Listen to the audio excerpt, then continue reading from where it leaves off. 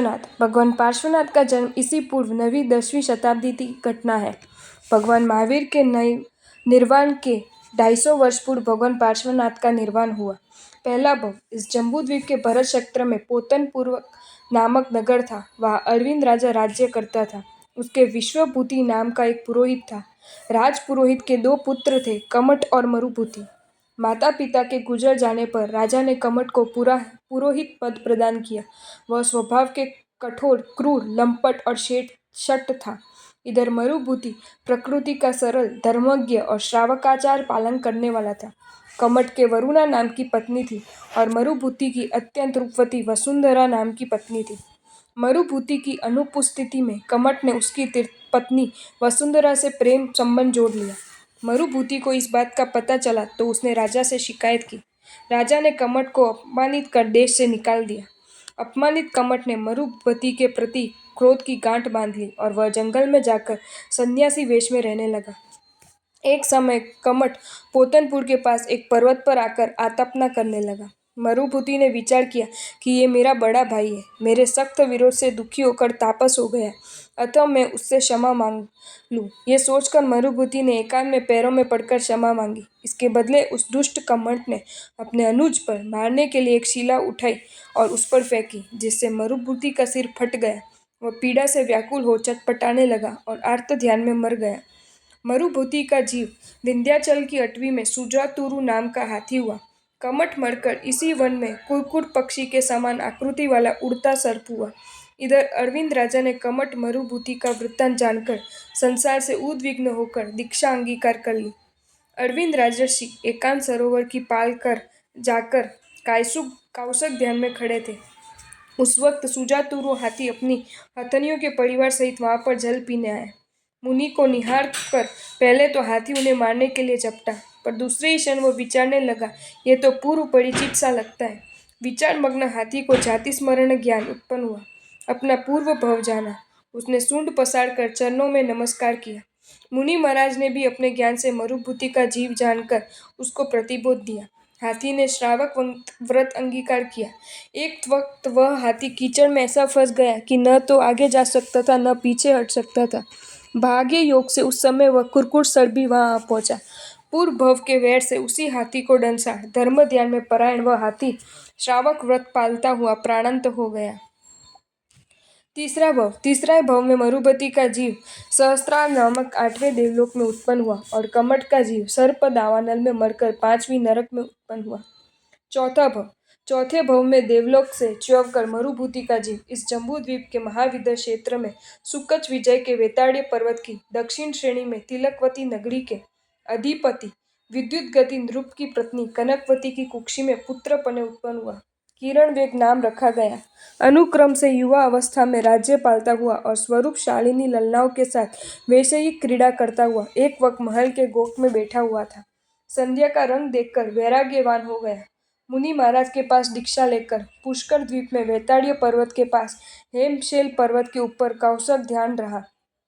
उस अरसे में कमट का जीव नरक से निकलकर उसी पर्वत पर सर्प हुआ।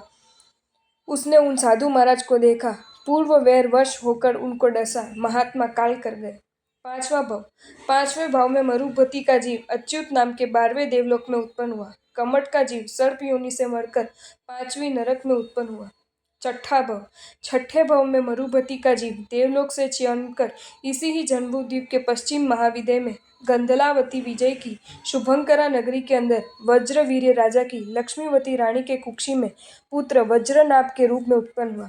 क्रमश पिता के दिए हुए राज्य को और विषय सुखों को भोगता हुआ आनंद से रहता था। एक दिन उद्यान में क्षेमंकर तीर्थंकर पधारे। वज्रनाभ प्रभु के दर्शनार्थ गया। देशना श्रवण से सर्व अनित्य जानकर पुत्र को राज्य सौंप दिया और तीर्थंकर के पास दीक्षा ग्रहण कर ली। सर्व आचार विचार शास्त्र सिद्धांत का अध्ययन कर चरण लब्धि से विचरते हुए सुकच विद्या मध्यवर्ती ज्वलंत नामक पर्वत पर कौशिक ध्यान में रहे। कमट का जीव नरक से निकलकर बौद्ध भव भ्रमण कर इसी पर्वत पर भील बना। शिकार के निमित्त जाते हुए उसने उन साधु को देखा। पूर्व वैरवश क्रोधित होकर एक ही बाण ने उसके प्राण ले लिए। सातवें भव में मरुभूति का जीव मध्य ग्रैव्यक में देव बना। कमट का जीव 7वें नरक में गया। 8वें भव में मरुभूति का जीव इसी जम्बूद्वीप के पूर्व महाविदय में शुभंकर विजय के पुराणपुर नगर के अंदर कुशल बाहु भूपति की रानी सुदर्शना के गर्भ से उत्पन्न हुआ। माता ने 14 स्वप्न देखे, उसका नाम सुवर्ण बाहु रखा गया। यौवन काल में पिताजी ने पुत्र को राज्य दे दिया। उसने 6 खंड साध कर चक्रवर्ती पद प्राप्त किया। राज्य सुखों का अनुभव कर वृद्धावस्था में चारित्र ग्रहण किया। 20 स्थानों की आराधना कर तीर्थंकर नाम कर्म उपार्जन किया। एक समय मुनि वन में वावसाक ध्यान कर रहे थे। उस वक्त कमट का जीव नरक से निकलकर सिंह हुआ। सुवर्ण बाहु राजर्षि को देखा। वैर वशात क्रोधातुर होकर एक छलांग मारी और मुनि को पकड़कर चीर दिया। मुनि वहीं काल कर दिए। 9वें भव में मरुभूति का जीव प्राणत नाम के 10वें देवलोक में 20 सागरोपम की आयुष्य वाला देव हुआ और कमट का जीव सिंह मरकर चौथी नरक में 10 सागरोपम की आयुष्य वाला नारकी हुआ। 10वें भव में मरुभूति का जीव देवलोक के च्यवन कर महारानी वामा देवी की रत्न कुक्षी में अवतरे और कमट के जीव ने एक दरिद्र ब्राह्मण के घर में जन्म लिया। च्यवन कल्याणक आर्हत पार्श्वनाथ 3 ज्ञान से प्राणात देवलोक से च्यवकर चैत्र कृष्ण चतुर्थी के दिन राजा अश्वसेन की महारानी वामा देवी के कुक्षी में पधारे। भगवान के गर्भ स्थापित होने के बाद वामा रानी मध्य रात्रि में गज, ऋषभ, सिंह, लक्ष्मी देवी, पुष्पमाला, चंद्र, सूर्य, ध्वजा, पूर्ण कलश, पद्म सरोवर, शीट समुद्र, देव विमान, रत्नों की राशि, निर्धूम अग्नि इन 14 माह स्वप्नों को देखती है। इंद्र आदि देवों ने च्यवन कल्याणक मनाए। जन्म कल्याणक गर्भकाल पूरा होने पर पौष कृष्ण दशमी की मध्य रात्रि में वाराणसी के राजा अश्वसेन की महारानी वामा देवी की कुक्षी से भगवान पार्श्वनाथ का जन्म हुआ। शाश्वत नियमानुसार जन्म के पुण्य प्रभाव से प्रसूति कार्य की अधिकारिणी 56 दिक्कुमारी की देवियों के सिंहासन डोलने पर विशिष्ट ज्ञान से भगवान के जन्म प्रसंग को जानकर अपना कर्तव्य पालन करने के लिए वे देवियां जन्म की रात्रि में देवी शक्ति से शीघ्र ही जन्म स्थान पर आती है और भगवान तथा उनकी माता को नमस्कार करके भव्य कदली ग्रहों में दोनों की स्नान, विलेपर, वस्त्रालंकार, धारण आदि से भक्ति करके भगवान के गुण आदि कर शीघ्र विदा होती है।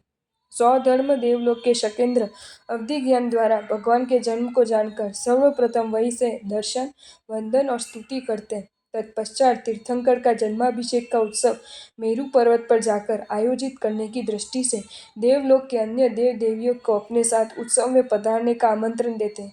आमंत्रण को भावपूर्वक स्वीकार कर असंख्य देव देवियां तथा 63 इंद्र मेरू पर्वत पर पहुंचते हैं तथा शकेंद्र उसी रात्रि में सीधे पृथ्वी पर आकर वामा रानी के शयनागार में माता सहित भगवान को नमस्कार करते हैं और अवस्वापिनी नामक दैविक शक्ति से माता को निद्राधीन करके तथा परमात्मा की आज्ञा प्राप्त कर शीघ्र अपने शरीर के वैकल्यब्धि से 5 रूप बनाते। एक रूप से दोनों हाथों में भगवान को लेकर, अन्य रूपों से छत्र, चामर और वज्र धारण करके जम्बूद्वीप के मध्य स्थित नंदनवन तथा जिन मंदिरों से सुशोभित मेरू पर्वत पर ले जाते हैं। मेरू पर्वत पर जन्म कल्याणक का उत्सव स्नात्राभिषेकोत्सव। शकेंद्र मेरू पर्वत के शिखर पर स्थित पांडुक शिला पर बैठकर भगवान को अपनी गोद में विराजमान करते हैं। उस समय परमात्मा भक्ति से आत्म कल्याण के अभिलाषी शेष 63 इंद्र तथा असंख्य देव देवियों एकत्र होते हैं। इंद्र अभिषेक के लिए पवित्र तीर्थ स्थलों की मृत्तिका तथा नदी समुद्रों के सुगंधित औषधियों से मिश्रित जल के सुवर्ण, चांदी और रत्नों के हजारों कलश तैयार करने के पश्चात इंद्र का आदेश मिलने पर इंद्रादिक देव देवियां अपूर्व उत्साह और आनंद के साथ कलशों को हाथ में लेकर भगवान का स्नान अभिषेक करते हैं। अंत में शकेंद्र स्वयं अभिषेक करता है। तदनंतर भगवान के पवित्र देह को चंदन आदि सुगंधित द्रव्य से विलेपन कर आरती दीपक उतारकर अष्टमंडलों का आलेखन करते हैं। अन्य देव तथा देवियां भगवान की स्तुति और गीत नृत्यों के द्वारा आनंद व्यक्त करती हैं। फिर प्रातः काल से पूर्व ही भगवान को वामा देवी के शयनागार में लाकर पास में सुला देते हैं और देवगण अपने स्थान पर चले जाते हैं।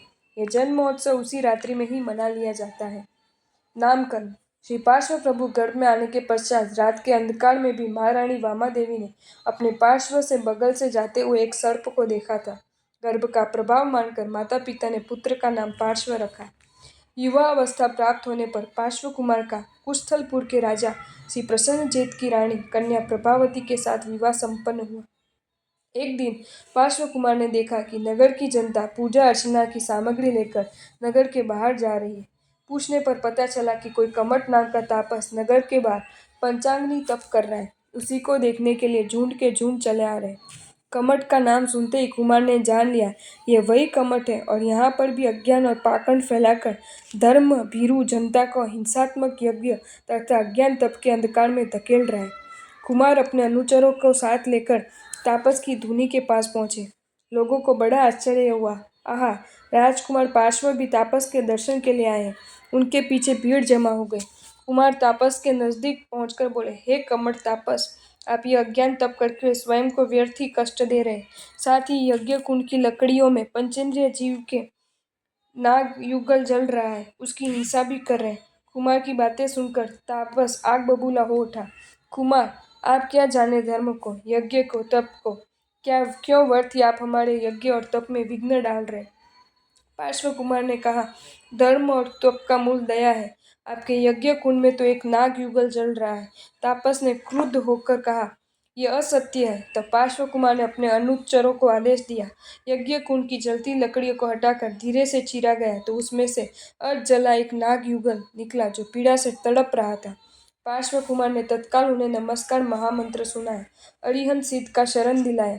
शुभ भावों के साथ प्राण त्याग कर वह युगल नाग जाति के भवनवासी देवों का इंद्र, धर्मेंद्र व इंद्राणी पद्मावती हुई। इस प्रसंग से जनता में कमट तापस की प्रतिष्ठा खत्म हो गई। वह क्रुद्ध होकर अज्ञान तप करता रहा, मरकर असुर कुमारों में मेघमाली देव हुआ। किसी समय पार्श्व कुमार सारे दिन क्रीड़ा कर संध्या के समय अपने आवास में आए।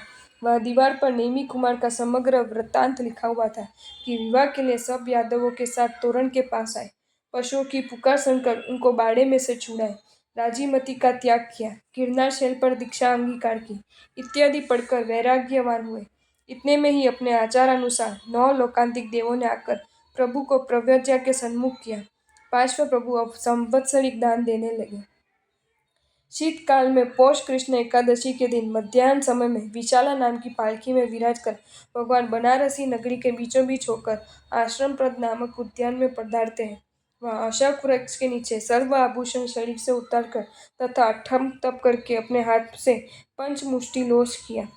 तदंतर नमो सिद्धाणम शब्दों से सिद्धों को नमस्कार करके करोमि सामय्यम इस प्रतिज्ञा सूत्र का पाठ बोलकर इंद्र का दिया हुआ एक देवदूष्य वस्त्र कंधे पर धारण कर 300 राजपुरुषों के साथ दीक्षा अंगीकार की।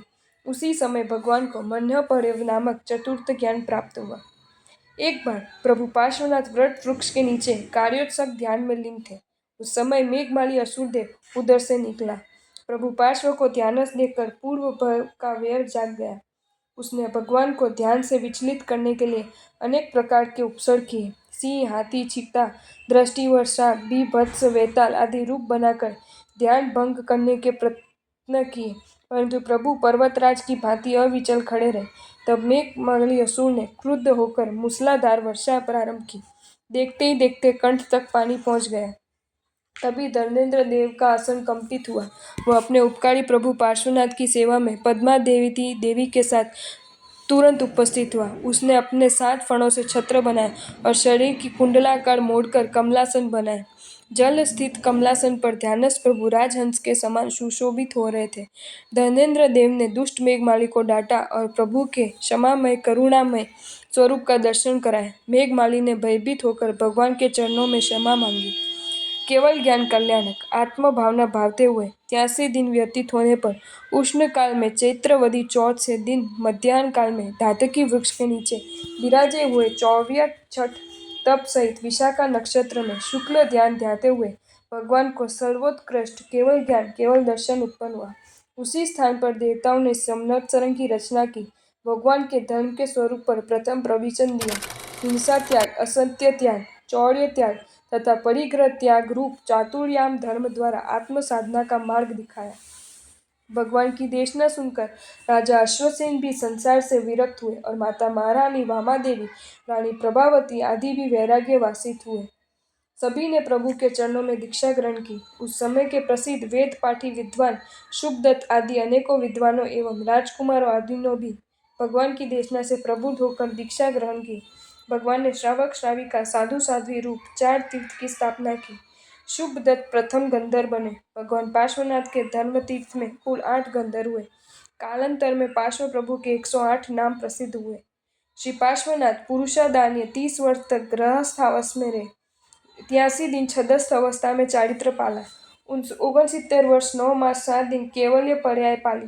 कुल 70 वर्ष चारित्र पाल कर 100 वर्ष की आयु पूर्ण कर वेदनीय आयुष्य नाग गोत्र इन 4 घातक कर्मों का विध्वंस कर इस सप्तऋषि के चौथे आड़े के 253 वर्ष 8 मास 15 दिन शेष रहने पर वर्षा काल में श्रावण सुदी आठम के दिन समेत शिखर पर्वत पर 33 साधुओं के साथ 24 मासक क्षमण कर विशाखा नक्षत्र में चंद्र योग के प्राप्त होने पर मध्याह्न में खड़े कौशक ध्यान में पार्श्वनाथ स्वामी मोक्ष पधारे।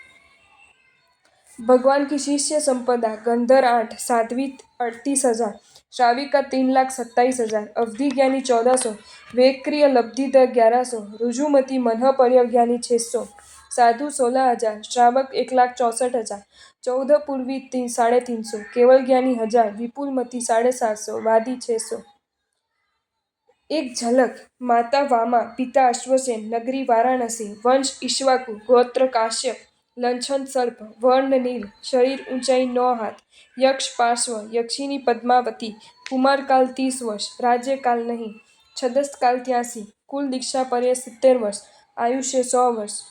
पंच कल्याण। च्यवन चैत्र कृष्ण चौथ, स्थान प्राणत, नक्षत्र विशाखा, जन्म पौष कृष्ण दसम, वाराणसी, नक्षत्र विशाखा, दीक्षा पौष कृष्ण 11, वाराणसी विशाखा, केवल ज्ञान चैत्र कृष्ण चौथ, वाराणसी विशाखा, निर्वाण श्रावण शुक्ल आठम, समेत शिखर विशाखा। आपको ये वीडियो अच्छा लगा हो तो इसे लाइक करें और शेयर करें और ऐसे ही नए नए वीडियोज़ देखने के लिए सब्सक्राइब करें हमारी channel Jain facts and stories को।